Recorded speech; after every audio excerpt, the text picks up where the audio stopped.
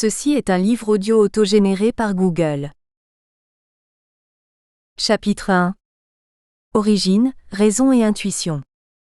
Dans ce chapitre introductif, et avant que d'aborder l'étude du texte biblique proprement dit, je voudrais tout d'abord baliser certaines des connaissances actuelles sur les origines de l'univers et de l'homme, et évoquer quelques-unes des grandes interrogations qui y sont liées, le sens de la vie, l'émergence et la persévérance du mal dans le monde, la question de l'existence d'un Dieu créateur, la signification des destinées individuelles.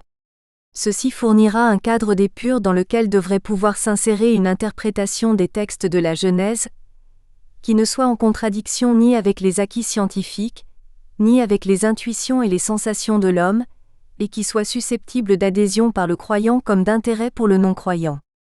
Situer précisément le domaine propre, tant des récits mythiques que des théories scientifiques, devrait permettre aussi bien d'ouvrir des perspectives valorisantes pour l'exégèse, que de lui éviter des dérives ou des amalgames malencontreux. 1.1. L'origine, obscur objet du désir. Qui n'a éprouvé la puissance émotionnelle attachée à un commencement, à un début, à un premier matin? Les psychothérapeutes reconnaissent dans le temps de la petite enfance ou dans celui de la jeunesse, la période des expériences structurantes, des cycles joie-deuil qui marquent et conditionnent toute l'existence. Que penser alors de la puissance d'envoûtement exercée par la naissance de l'univers, ce commencement de tous les commencements, cet apax, cet événement unique qu'aucun œil n'a vu en dehors de toi, ô Seigneur, Sinédrin 99a, ce grand moment qui n'aurait été précédé par aucun autre. Si la naissance d'un individu est précieuse, celle de l'univers est inestimable, car ce grand instant conditionne tous les autres commencements. Ce qui a failli ne pas être existera toujours, ce qui aurait pu rester éternellement inexistant survivra à jamais. V. Jankélévitch, La mort, page 460. Distinguer dans la nuit obscure du passé les moments de leur histoire qui, plus que d'autres, ont construit le présent, voilà peut-être le grand défi qui longtemps encore passionnera les individus comme les générations. Car depuis la nuit des temps, l'humanité se demande d'où elle a surgi et s'interroge sur sa finalité. De quel monstrueux cataclysme ou de quel invraisemblable amour est-elle le fruit? Lorsque 15 milliards d'années après sa naissance, nous contemplons le cosmos et constatons les conséquences de l'explosion initiale qu'il engendra, la question de l'origine, de notre origine, de nos racines profondes, de ce qui s'est passé en ce temps-là, cette question tenaille, lancinante, obsédante, mais à jamais sans réponse, ni assurée ni définitive. Or, si les profondeurs du temps et de l'espace étaient jusqu'il y a peu restées en dehors de toute possibilité de connaissance, la découverte au cours du XXe siècle, du Big Bang, ce grand commencement avant lequel il n'y aurait pas eu d'avant, a permis non pas de connaître entièrement, mais d'envisager ce que fut le début de l'univers observable.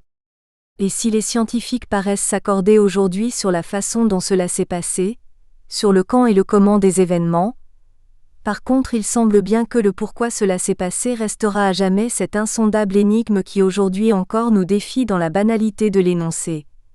Pourquoi y a-t-il quelque chose plutôt que rien?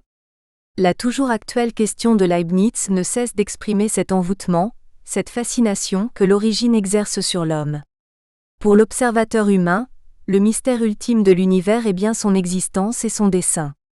Le sens ne se livrera, s'il se livre, que dans un futur, quand les vies auront été vécues, le temps traversé et l'histoire entièrement parcourue.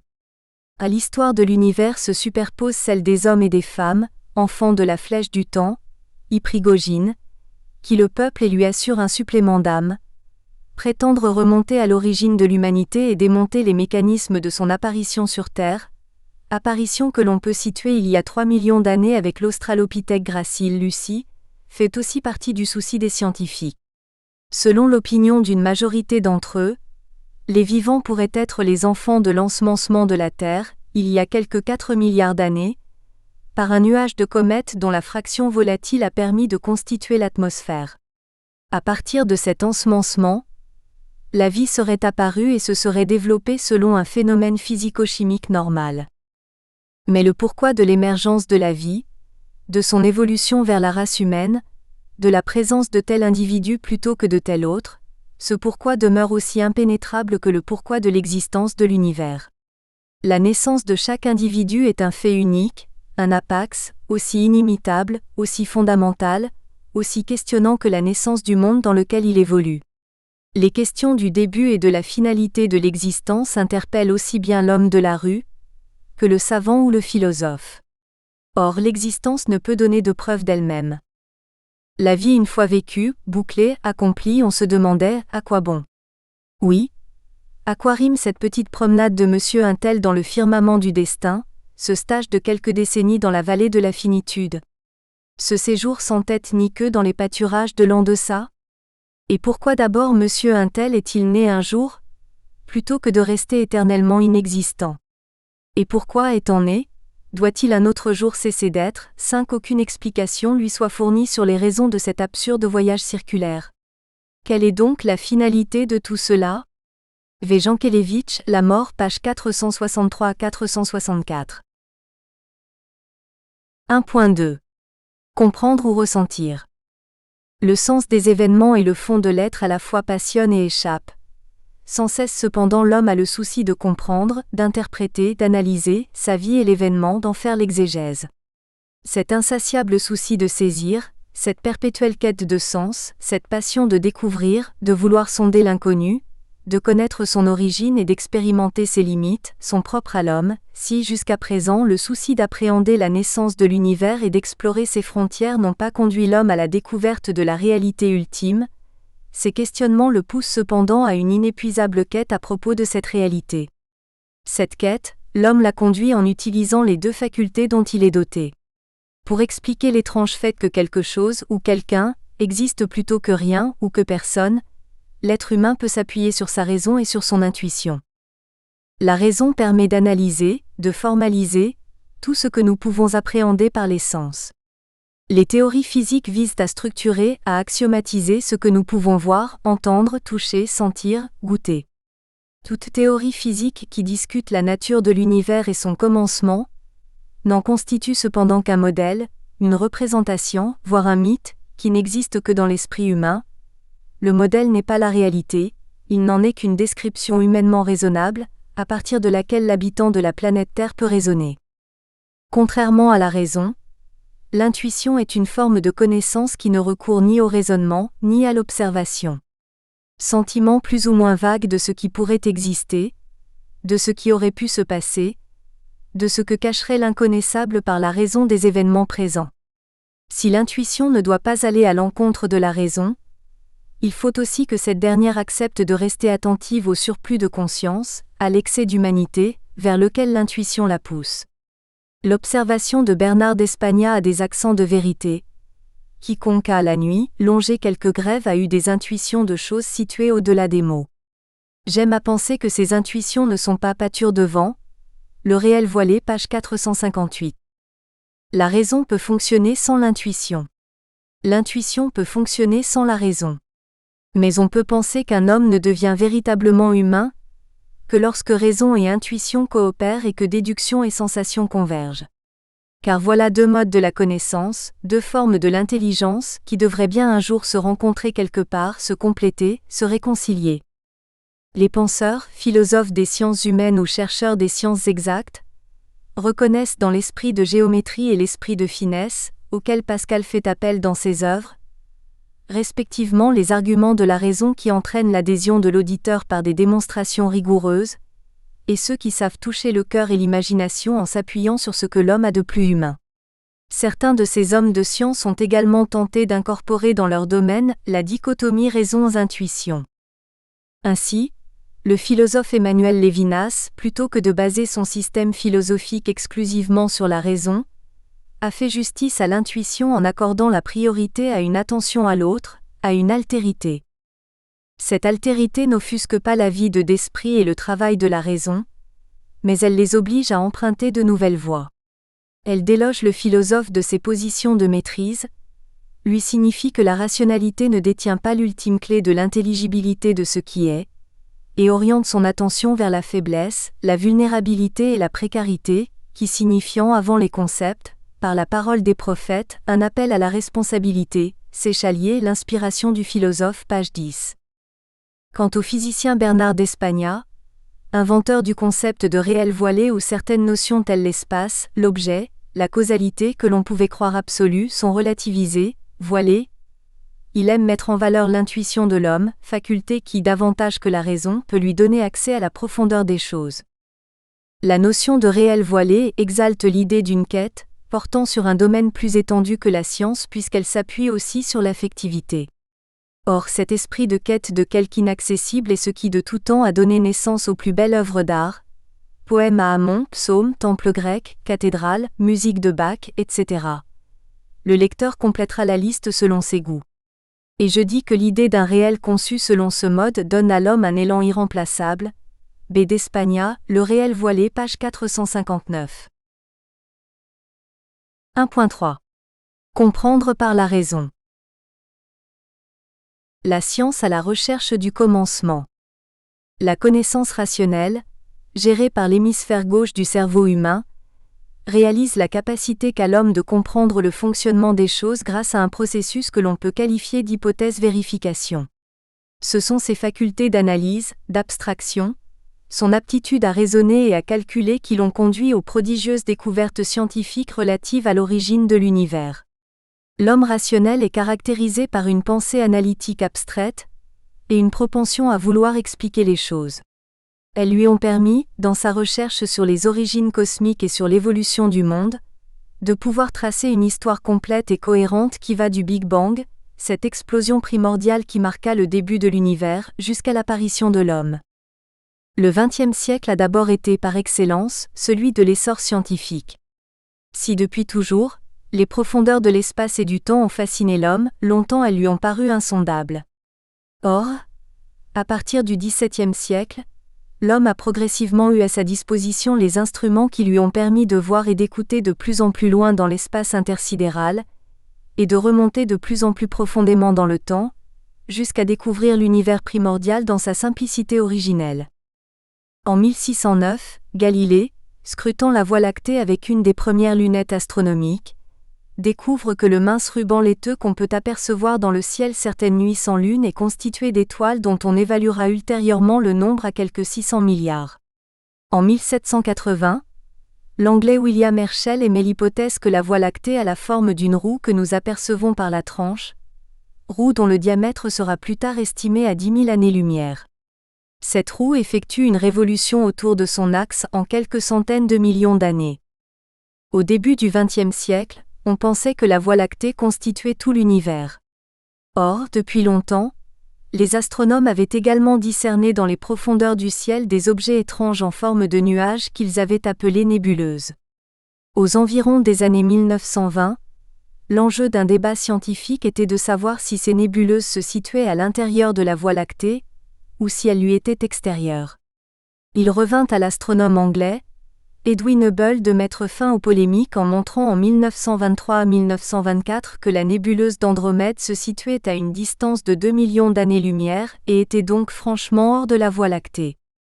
Certaines nébuleuses étaient donc des îles d'étoiles, semblables à notre Voie lactée, et ces îles d'étoiles reçurent le nom de galaxies.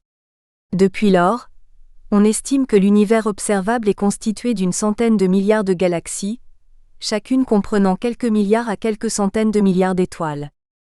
La découverte que l'univers était peuplé de galaxies, semblables à la Voie lactée, fut suivie quelques années plus tard par une découverte encore bien plus étonnante. Hubble annonça en 1929 avoir découvert que ces galaxies s'éloignaient l'une de l'autre et que leur vitesse de fuite était proportionnelle à leur distance. Plus les galaxies sont éloignées, plus rapidement elles s'enfuient. L'importance de cette découverte tient à ce que, du phénomène de la fuite des galaxies à celui du commencement de l'univers, il n'y a qu'un pas. Et ce pas fut franchi par le savant belge Georges Lemaître en 1931. Si les galaxies se fuient l'une l'autre, c'est que l'univers s'étend, et s'il s'étend, c'est que avant, il devait être plus petit. Si l'on pouvait remonter le temps, on devrait donc trouver un univers de moins en moins étendu jusqu'à découvrir, il y a environ 15 milliards d'années, un atome primitif de dimension nulle et de densité infinie. L'explosion de cet atome aurait alors marqué le commencement de l'univers, mais aussi peut-être le début du temps et de l'espace. Cette découverte avait pour conséquence d'amener enfin la science à la question de la naissance de l'univers. Mentionnons encore qu'en 1965, deux physiciens américains, Arno Penzias et Robert Wilson, sont tombés, bien involontairement, sur une remarquable confirmation de la théorie du Big Bang. Ils découvrirent un bruit de fond qui existait uniformément dans tout l'univers, et ce bruit de fond était l'écho assourdi du grondement fabuleux, ou de l'éclair fulgurant qui dut accompagner l'explosion primordiale. Autrement dit, les deux physiciens venaient de découvrir dans une onde fossile un vestige du commencement de l'univers. S. Weinberg, les 3 premières minutes de l'univers. Ce grand commencement, provoqué par l'explosion primordiale désormais appelée Big Bang, constitue le moment limite en deçà duquel il n'est plus possible de remonter dans le temps, qui d'ailleurs n'existait peut-être pas avant. Demander ce qui s'est passé avant le Big Bang reviendrait, selon une image due à Stephen Hawking, un des plus grands cosmologistes de la fin du XXe siècle et l'un des plus brillants physiciens depuis Einstein, à chercher un point qui se situerait au nord du pôle Nord. S. Hawking, une brève histoire du temps. Du Big Bang au trou noir. Cela signifie que l'existence ou la non-existence d'un temps antérieur au Big Bang, ou d'événements qui se seraient passés avant l'explosion initiale, n'ont aucun effet sur l'état actuel de l'univers observable, et ne relèvent donc pas de la physique, mais de la métaphysique. On peut donc poser que, en ce qui concerne notre histoire, le temps, l'espace et l'univers ont commencé avec le Big Bang. Quant à la taille actuelle de l'univers, elle est déterminée par l'horizon des événements. Comme les objets les plus lointains s'éloignent de nous le plus vite, il existe un horizon au-delà duquel nous ne pouvons plus rien percevoir. L'âge de l'univers étant de 15 milliards d'années, cet horizon se situe à 15 milliards d'années-lumière et détermine donc la taille de l'univers observable. L'hypothèse du Big Bang introduit une limite naturelle, non seulement à l'âge de l'univers, mais aussi à sa dimension observable. Voilà ce que l'homme a pu découvrir du commencement, en utilisant sa raison. Et de la découverte du commencement, à la réponse à l'éternelle énigme pourquoi y a-t-il quelque chose plutôt que rien, il n'y aurait semble-t-il également qu'un pas à franchir, mais ce pas est loin d'être fait. Peut-être même serait-il infranchissable. Car pour reprendre une formulation, qui n'est peut-être qu'une boutade, due à Stephen Hawking, si nous trouvions la réponse à cette question, ce serait le triomphe ultime de la raison humaine. À ce moment, nous connaîtrions la pensée de Dieu et répondrions à l'attente d'Einstein. Je veux savoir comment Dieu a créé le monde. Je ne suis pas intéressé par tel ou tel phénomène, par le spectre de tel ou tel élément. Je veux connaître ses pensées, le reste est du détail. À Einstein, cité par Adelsheim, Les origines cosmiques de la vie. Du Big Bang à l'homme, page 39. Mais y avait-il seulement un Dieu, au commencement? Et si oui, qui pouvait-il être? Quel est son nom? Et s'il existe, les hommes découvriront-ils un jour sa pensée? Pourront-ils déchiffrer le texte de la vie et le comprendre en profondeur? Et à quelle surprise, à quelle récompense peuvent-ils s'attendre? Quelle est la récompense qui par-delà les temps messianiques, fait le prix du monde futur? Rabbi Yochanan a dit: c'est le vin conservé dans les grappes depuis les 6 jours de la création. N'avez-vous jamais désespéré de comprendre un texte ancien? N'avez-vous pas été effrayé par la multiplicité d'interprétations qui s'interposent entre ce texte et vous? N'avez-vous jamais été découragé par l'ambiguïté de toute parole, fût-elle droite et actuelle, qui déjà s'éloigne et se frelate et en appelle à l'interprétation? Le monde futur ne serait-il pas la possibilité de retrouver le sens premier des mots, qui est aussi leur sens ultime? La magnifique image du vin qui se conserve inaltéré dans son raisin depuis les 6 jours de la création promet le sens originel de l'écriture par-delà tous les commentaires et toute l'histoire qui l'altéra. Mais elle promet aussi la compréhension de tout langage humain, elle annonce un nouveau logo, donc une autre humanité. L'image dénoue le nœud tragique de l'histoire du monde, Lévinas, Difficile liberté, page 99. Un créateur à l'épreuve de la raison. Les cieux racontent la gloire de Dieu, et l'œuvre de ses mains, le firmament l'annonce le jour au jour en publie le récit et la nuit à la nuit transmet la connaissance, PS 19,2-3. L'hymne au Dieu créateur, attribué au roi David, est enraciné dans l'histoire lointaine. Il est né de la vie quotidienne du peuple hébreu. En Israël, Dieu était considéré comme créateur et législateur, et pour le roi David, les étoiles au firmament devaient paraître comme les preuves visibles de sa gloire et de la grandeur de sa création. Le monde actuel est bien différent de celui du psalmiste, et depuis cette époque le soleil et les étoiles ont perdu leur statut de symbole. Pour nous, hommes du 3e millénaire, s'il y a quelque chose dans ce que nous pouvons découvrir de l'univers qui pourrait raconter la gloire de Dieu et d'œuvre de ses mains, plutôt que les étoiles du firmament, ne serait-ce pas le Big Bang ? Or il se fait que la théorie du Big Bang, si elle n'exclut pas l'existence d'un créateur, ne la requiert pas non plus. L'origine de l'explosion primordiale peut en effet s'expliquer par une fluctuation quantique, une rupture de symétrie du vide originel. Or une fluctuation quantique n'a pas de cause déterminante et ne requiert donc aucune intervention, ni divine ni autre. Ceci ne fait que donner plus de poids à la formulation, due à l'astronome mathématicien français Pierre-Simon de Laplace, 1749 à 1827, selon laquelle Dieu était devenu, déjà au XIXe siècle, une hypothèse inutile. Et pas plus qu'au XIXe siècle, la connaissance que nous avons actuellement de l'univers, de son origine comme de son évolution, ne requiert l'existence d'un Dieu créateur, ni à l'instant initial, ni à aucun des instants qui ont suivi.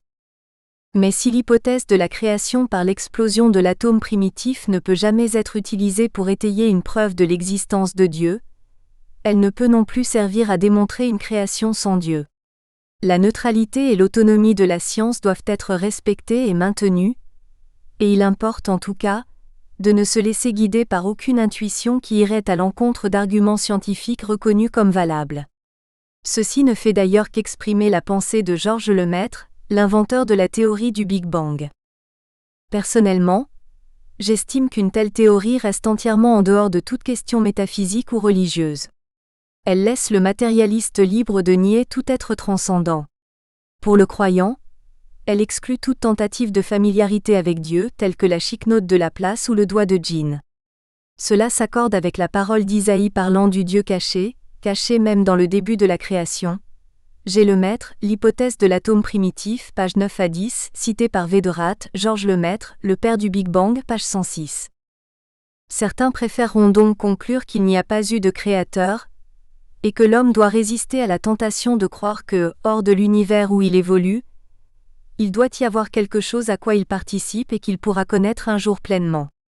D'autres feront le choix d'un créateur qui ne serait peut-être pas étranger aux lois de la physique, qui ont provoqué la naissance et le développement de l'univers. Enfin, on pourrait postuler l'existence d'un Dieu qui soit une personne, ou plus qu'une personne, mais auquel on n'attribuerait pas nécessairement le statut de créateur. Choisir Dieu ? Les hommes sont des êtres libres. En l'absence de toute indication rationnelle claire en faveur de l'existence d'un Dieu créateur ou de sa non-existence, leur liberté va permettre à chacun d'entre eux de choisir.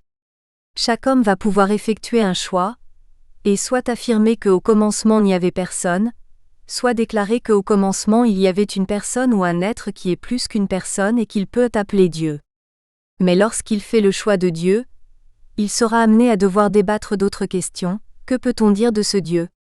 Que peut-on percevoir de son projet, de sa pensée, qui ne serait en contradiction, ni avec ce que la raison a permis de découvrir, de l'univers, du monde, de l'homme, ni avec l'intuition qu'un homme peut avoir de Dieu ? Tenant compte du fait qu'il y a moyen d'expliquer toute l'évolution de l'univers à partir des données initiales du Big Bang, si un tel créateur devait exister, ce serait plutôt un Dieu qui se reposerait après le travail du grand commencement, un Dieu absent qui se garderait bien d'encore intervenir de quelque façon que ce soit dans un scénario qui désormais se déroule en dehors de lui. Situé hors du temps et de l'espace, ce Dieu attendrait que sa création ait achevé sa montée vers un but mystérieux, but que le jésuite paléontologue Pierre Teilhard de Chardin a appelé le point oméga, point qui serait en quelque sorte le symétrique final du Big Bang initial, le phénomène humain.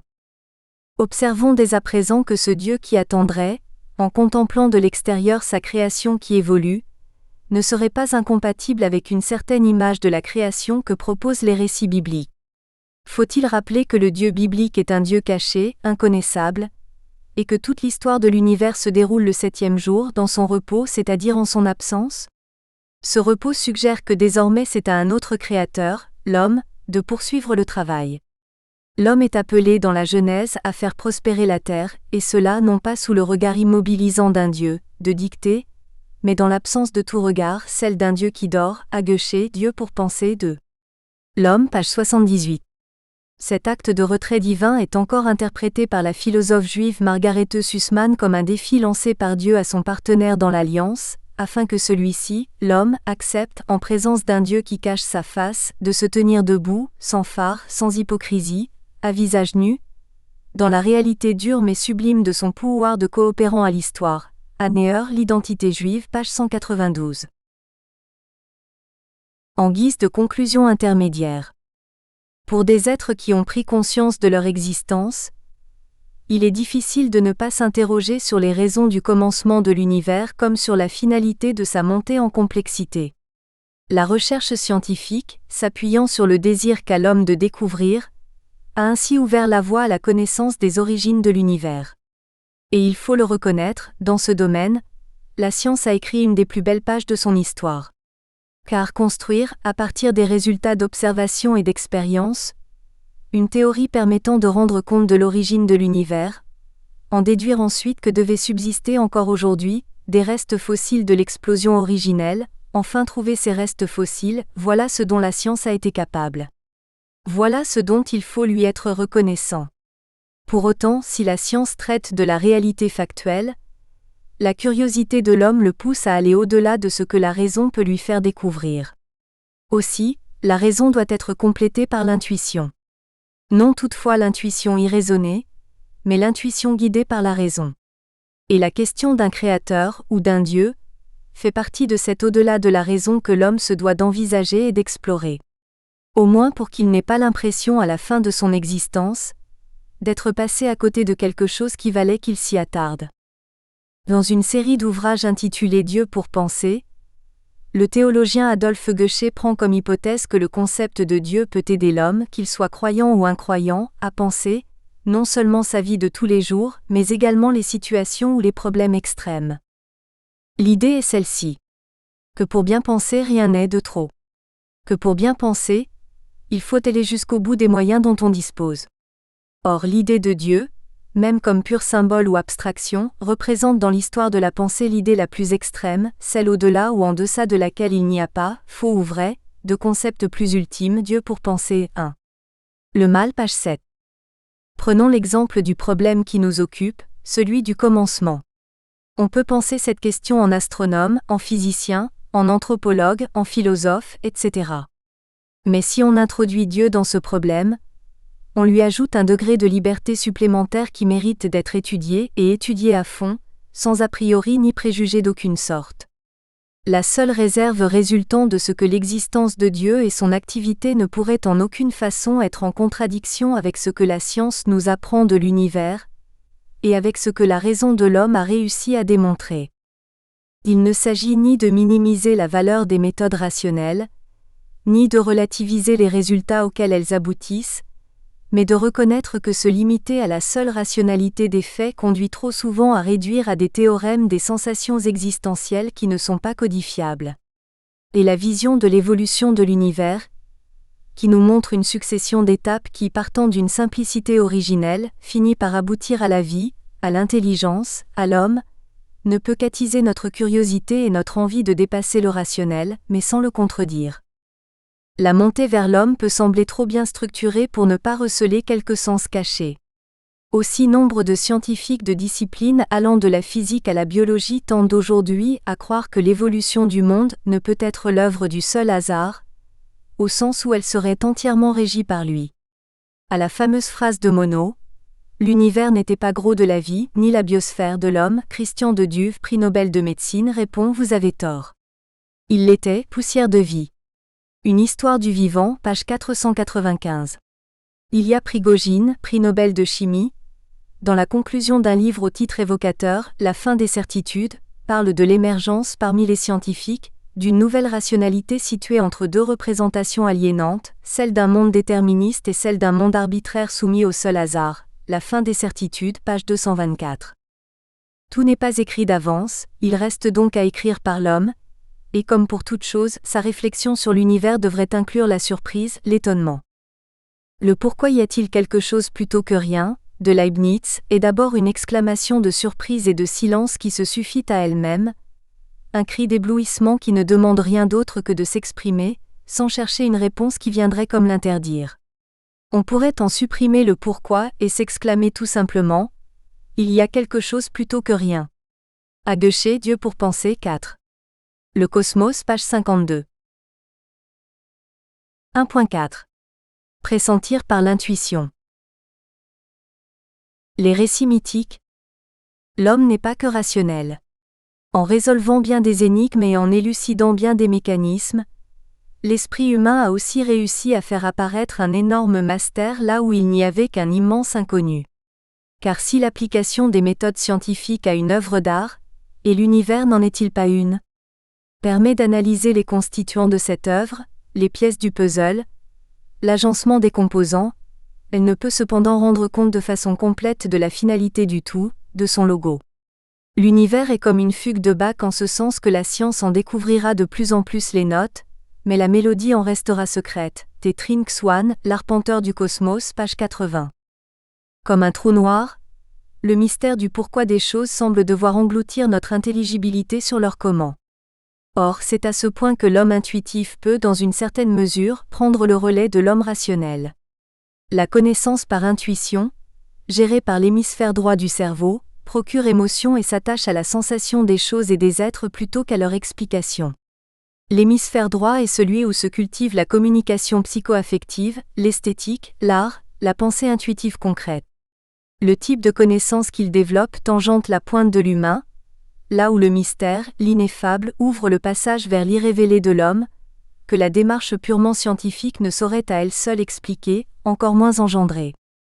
Si le géologue peut expliquer la formation des roches qui ont été utilisées dans la construction d'une cathédrale, il est peu probable que sa connaissance des minéraux l'aide à trouver le recueillement dans un édifice religieux. Inversement, le fidèle pourra se sentir transporté par la beauté architecturale d'un lieu de culte sans rien connaître de la chimie minérale qui a présidé à l'élaboration de ces pierres. Une forme de connaissance peut même en réduire, si pas en masquer complètement une autre. Car si l'homme rationnel peut expliquer de plus en plus de choses, il risque aussi de les sentir de moins en moins. Se cantonner dans une connaissance par la raison fait souvent perdre en sensation ce que l'on a gagné en explication. Et ceci vaut aussi bien pour les théoriciens des sciences exactes que pour ceux des religions. Théorèmes, axiomes et dogmes procèdent d'un même type de démarche intellectuelle. Lorsque la connaissance par intuition se raconte, elle peut le faire sous la forme de mythes ou de légendes. Récits ou vues d'artistes sur l'histoire du monde qui, sous la figure de l'allégorie, donnent à voir de grands faits naturels. Récits non historiques et non scientifiques, mais qui peuvent dans une certaine mesure dire plus sur l'homme et le cosmos que les théories scientifiques ou les doctrines politiques et religieuses. Récits mythiques qui engendrent une connaissance qui, elle aussi, peut se prévaloir d'un processus de vérification dans la mesure où les deux hémisphères cérébraux du sujet pensant collaborent. En racontant des faits intemporels ou en reconstituant un passé lointain, ils décrivent le présent et permettent de l'interpréter. On peut même aller jusqu'à dire que les thèmes évoqués dans les mythes de l'histoire des religions, en particulier dans les récits d'origine des peuples, reflètent presque toujours des oppositions qui font par essence partie de l'existence humaine et ont une validité éternelle, pour la simple raison qu'ils ne seront jamais résolus définitivement. Il n'est donc pas étonnant que les matériaux mythiques traversant les peuples et les époques dominent les grands thèmes de la littérature universelle, de même que de leur côté, ces thèmes peuvent se comprendre comme un commentaire infini des mythes populaires et tout particulièrement en Occident, des thèmes de la Bible ainsi que de la tragédie et de la comédie antique, Audrey Werman, Psychanalyse et exégèse 1. Rêves, mythes, contes, sagas et légendes, pages 98 à 99. Le XXe siècle a donc également été marqué par la découverte du caractère fondamental des mythes, qui ont acquis, aux yeux des savants des sciences humaines, la puissance et la valeur d'un dévoilement prophétique de la réalité de l'homme. Paradoxalement, depuis que les textes mythiques, par exemple celui de la Genèse relatif à la création, ont perdu leur statut de récit historique, ils ont gagné en intérêt auprès des psychanalystes, psychologues, sociologues, philosophes et théologiens. Car extraits du milieu culturel de leur naissance, ils acquièrent une universalité qui leur permet d'exprimer quelque chose de la réalité humaine de toujours. Réalité qui ne se fonde pas sur un savoir, comme le fait la science, mais sur une dimension de la vie dans laquelle un être peut se construire dans la rencontre avec d'autres êtres, lorsqu'il acquiert la capacité de dire je en reconnaissant l'autre comme tu. C'est pourquoi la psychanalyste Marie Balmary insiste sur le fait que l'intelligence symbolique se sert aussi de la raison, mais elle la met au service d'un tout autre désir, non pas celui de savoir mais celui de naître. Abel ou la traversée de l'Éden, page 13. Le mythe a une capacité de toucher, de structurer et de transformer l'être humain, quelle que soit l'époque ou la région où il est né et a vécu. Les images que ces mythes portent en eux sont la récapitulation de l'histoire de l'évolution de l'homme, et peut-être même, selon certains, de ce qui l'a précédé. Elles seraient donc, au sens le plus fort du terme, des images du cosmos, Audrey Werman. Les mythes du commencement. La connaissance par intuition peut raconter l'origine sur le mode du mythe, que l'on retrouve dans toutes les cultures, et en particulier dans la culture judéo-chrétienne où le récit de la Genèse fait figure de texte fondateur. Et dans ce récit également, comme dans l'hypothèse du Big Bang, au début il n'y a précisément rien, hormis un pré-univers caractérisé ici par le souffle divin. Le sommeil d'Adam, au moment le plus critique de la création, ressemble à s'y méprendre au voile impénétrable qui dissimule les premiers instants de l'univers. La vérité du récit de la Genèse ne réside donc nullement dans l'exactitude de détails historiques, même si ce récit est issu d'une situation historique bien précise. Elle réside dans le fait qu'en s'arrachant de ses racines temporelles, le récit s'élève au rang de ce qui est valable par-delà toutes les époques et toutes les cultures. Ce qui était ancré historiquement s'élève au niveau de l'universel. Sagas et légendes complètent le rêve de la réalité par une réalité rêvée, et montrent ainsi que le monde du rêve et de la poésie n'est justement pas déterminé uniquement à ne rester que rêve et poésie. Il doit et peut, conformément à ses propres aspirations, s'affirmer dans la réalité extérieure. Audrey Werman, Psychanalyse et exégèse, 1 page 105. Dans les récits mythiques, la quête de l'origine n'est pas celle d'une origine scientifiquement identifiable, mais d'une origine dans laquelle tous les humains peuvent se reconnaître frères, et donc fils d'un même père. Les mythes de création mettent le commencement de l'univers et l'apparition de l'homme en rapport avec un dieu, ou avec des dieux. Bien antérieurs à la démarche scientifique, ils parlent de l'homme comme de celui qui a été créé par le Dieu qui a fait l'univers. Dans la Genèse, les récits de l'origine proposent de Dieu l'image d'un créateur, supposé bon et tout-puissant et voulant le bonheur de l'humain. Dans cette perspective, les religions juives et chrétiennes ont ultérieurement présenté le Dieu biblique comme un père qui aimait ses enfants et les protégeait quand ils faisaient appel à lui dans les difficultés. Telle est la réalité rêvée que décrivent les rédacteurs de la Genèse. Mais un tel Dieu est-il crédible? En particulier, est-il compatible avec la réalité extérieure dans laquelle l'homme vit? Car confronté à la violence sous toutes ses formes, à la souffrance, et ultimement à la mort, l'homme apparaît bien isolé dans son combat contre le mal. La protection d'un Dieu qui est Père demeure alors illusoire et sa toute-puissance factice. La persévérance du mal dans le monde ne rend-elle pas ainsi caduque l'image de ce Dieu Père qui vint à l'esprit des hommes de la Genèse, et que les religions juives et chrétiennes ont propagé? Et même si ce Dieu pouvait encore passer pour crédible dans le passé, qu'en est-il depuis l'irruption du mal absolu dont le XXe siècle a été le témoin? Guerre mondiale, Shoah, génocide, épurations ethniques laissent-ils encore la moindre chance de survie à un Père tout-puissant? Telles sont les redoutables questions que l'homme est amené à se poser, lorsque malgré tout, il ne veut pas abandonner l'idée d'un Dieu qui dès l'origine l'accompagne comme il peut sur les chemins de l'histoire. Un Dieu à l'épreuve du mal. Ne pouvant faire l'économie de la question du mal dans sa quête du commencement, l'homme intuitif a tout naturellement lié l'être créateur à cette question.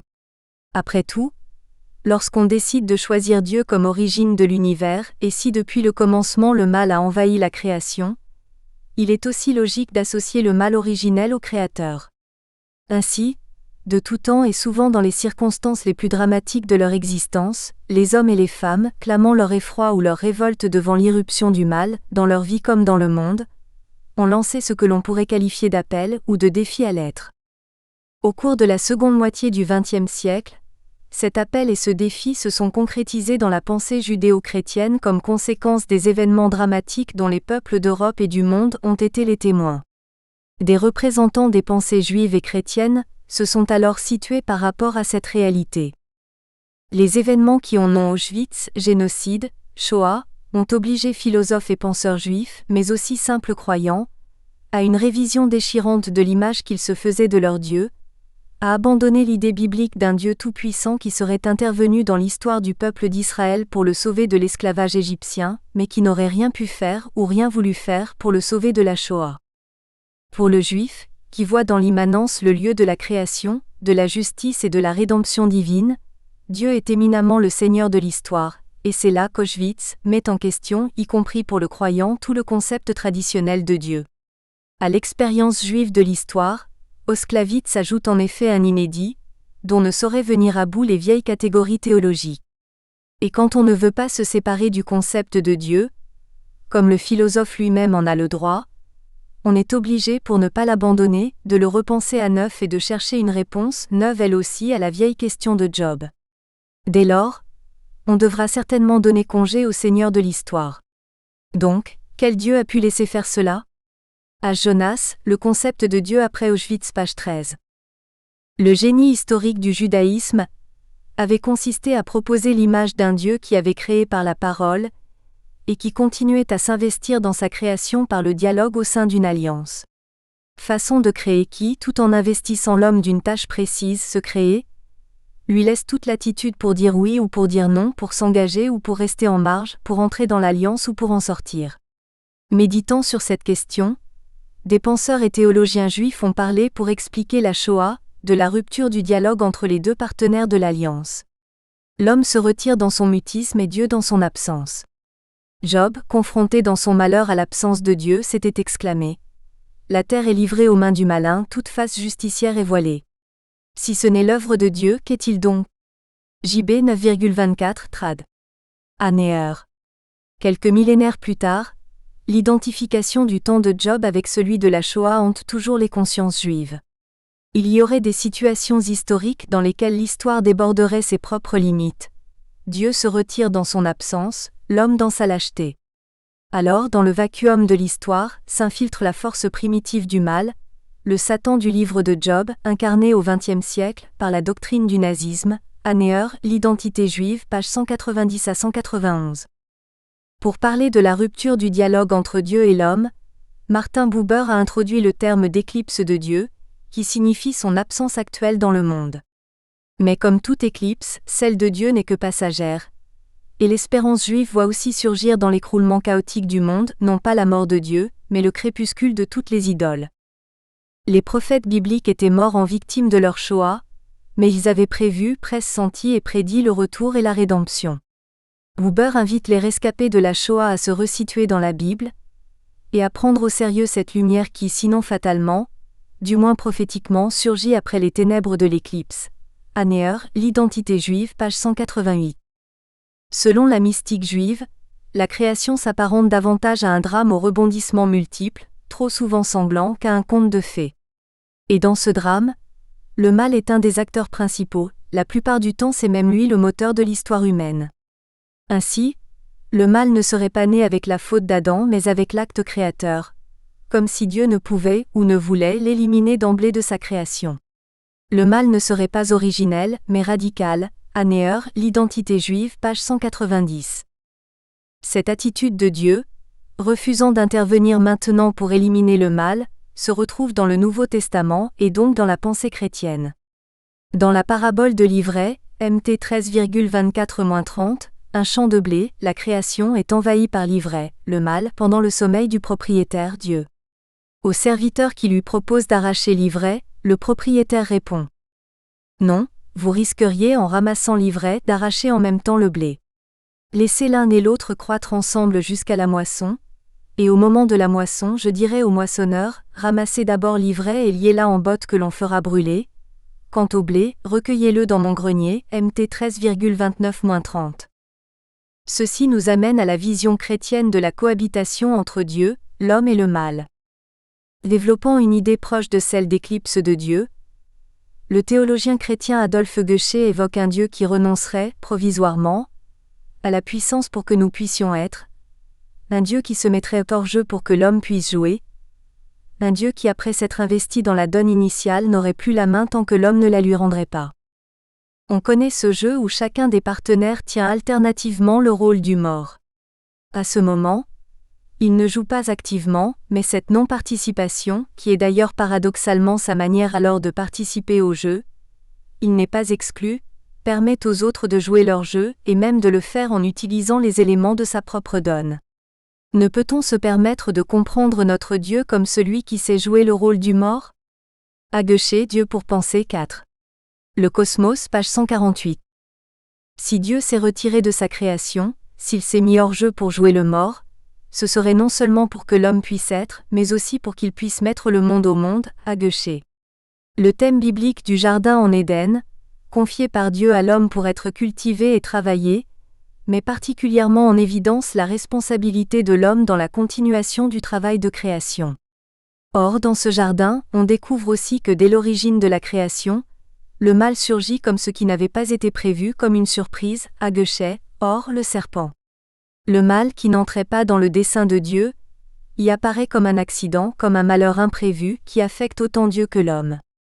C'est même Dieu qui, à travers sa création, en serait la première victime. Surpris par le mal, blessé par cette attaque contre sa création qu'il avait jugée bonne et parfois même très bonne, Dieu n'a cependant de cesse que de le combattre, voire Agueché, Dieu pour penser 1. Le mal, page 176. Dans cette perspective, la présence du mal dans le monde ne constituerait plus une objection contre l'idée d'un Dieu attentionné, ce serait au contraire Dieu qui deviendrait la principale objection contre le mal et son premier adversaire. Un Dieu hors jeu, un Dieu entré dans son repos, ne signifierait donc pas un Dieu indifférent à la façon dont sa création évolue. Si Dieu n'est plus le Créateur qui œuvre personnellement, s'il n'est pas le Seigneur de l'histoire, il n'en demeure pas moins celui qui accompagne, qui est avec l'homme, qui chemine avec lui, qui lutte avec lui, qui souffre avec lui, et qui pour le chrétien accepte de mourir avec lui. Un Dieu certes plus fragile et plus vulnérable que le Père Tout-Puissant, le Seigneur de l'histoire, ou le Dieu des armées, qu'une certaine Théodicée enseignait, mais également un Dieu sans doute plus proche de l'homme et qui resterait davantage crédible au sein de la dure réalité où cet homme vit. Cette découverte d'un Dieu fragile, comme mise à découvert par l'objection, lui rend bien plus gloire que les discours qui le masquent dans une fausse grandeur. Il y a un véritable travail de deuil faire à propos d'un Dieu des purs, qui ne rend compte que de nos rêves enfantins d'un Dieu si l'image de nos fantasmes de toute puissance jamais inquiétés, Agueché, Dieu pour penser 1. Le mal, page 180. L'intuition ultime, un Dieu Père. Mais un Dieu fragile, un Dieu faible, un Dieu quémandeur pourrait-il encore correspondre à l'intuition que l'homme se fait naturellement d'un Dieu? Ne serait-ce pas là finalement un Dieu dévalué, un Dieu vidé de sa substance? Ou au contraire, si l'on voulait approfondir cette intuition, ne devrait-on pas alors évoquer un autre pressentiment de l'homme religieux, la croyance en un Dieu dont la vocation serait d'être Père? Dans la pensée judéo-chrétienne, Dieu est présenté comme un Père. Que la vocation profonde de Dieu soit celle d'être un Père qui aime ses enfants, telle était déjà l'interprétation proposée dans l'Ancien Testament par le prophète Osée. Quand Israël était jeune, je l'aimais, et d'Égypte j'appelais mon fils 11,1. Dans le Nouveau Testament, Jésus prolonge et dépasse l'interprétation d'Osée.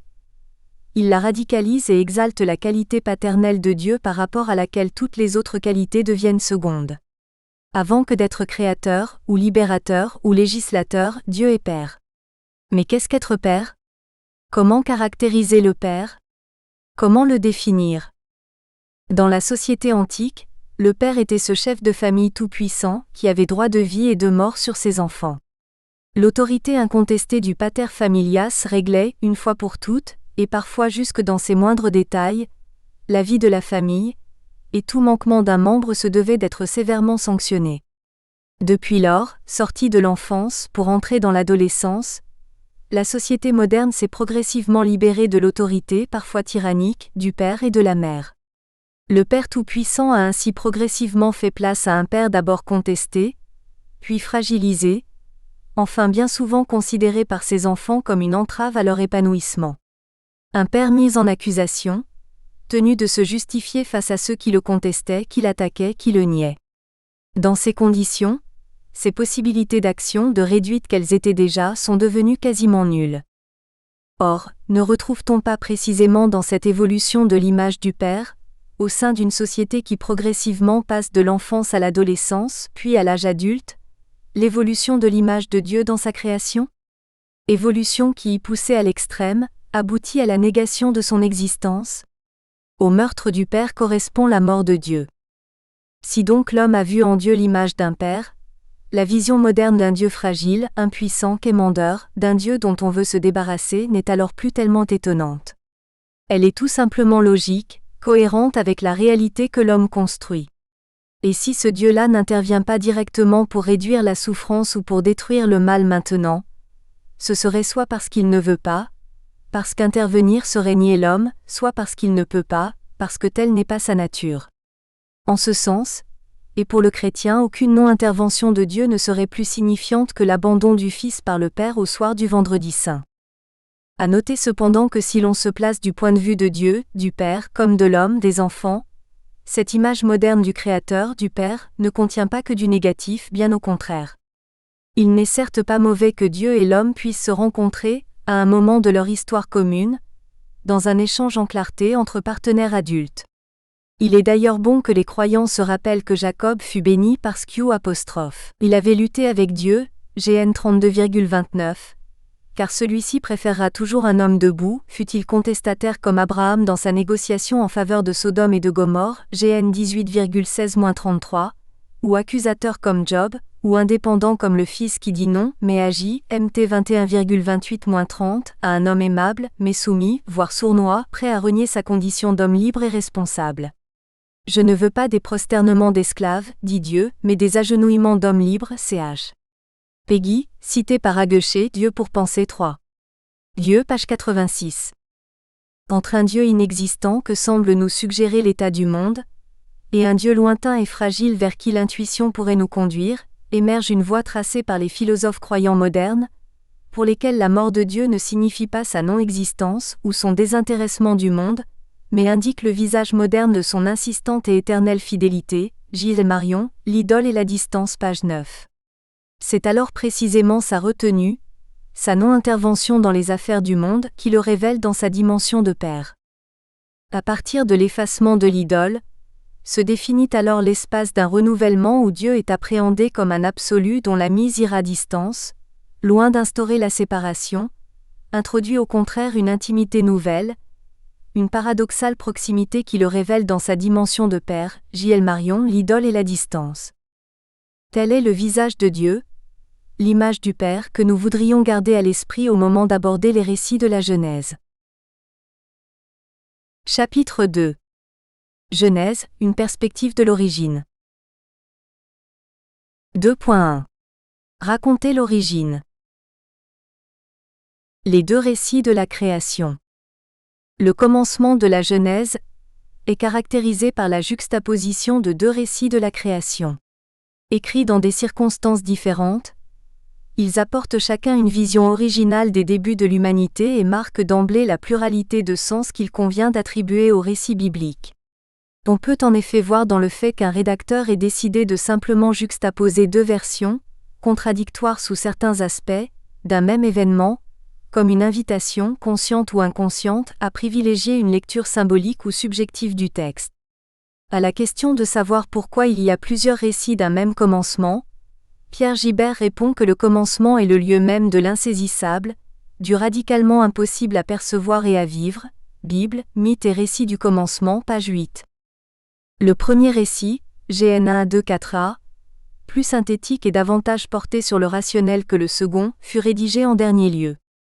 C'est le récit bien connu de la création du monde en 7 jours. De son auteur en tant qu'individu, nous ne savons rien, sauf qu'il devait faire partie d'une école de scribes du temple, de l'ordre sacerdotal, et qu'il écrivit au VIe siècle, dans le contexte de l'exil des Juifs à Babylone. C'est lui qui a pris la décision inouïe de donner la parole à Dieu, et de dire que c'est par cette parole que le monde a été créé. Pour désigner cet homme, ou ce scribe, les commentateurs parlent d'auteur sacerdotal poème plutôt que conte ou histoire. Le texte débute par une des phrases les plus géniales et les plus révolutionnaires de l'histoire de l'humanité. Au commencement, Dieu créa le ciel et la terre. Dire que le commencement de l'univers est le fait d'un Dieu unique, c'est non seulement remettre en question les croyances les mieux enracinées de l'époque, mais c'est également contester les pouvoirs qui fondent leur légitimité sur le florilège de divinités dont le récit biblique annonce la fin. Le second récit, GN 2,4b3. Nous espérons que vous avez apprécié cet aperçu. Pour continuer à écouter ce livre audio sur Google Play Livres, utilisez le lien dans la description de la vidéo.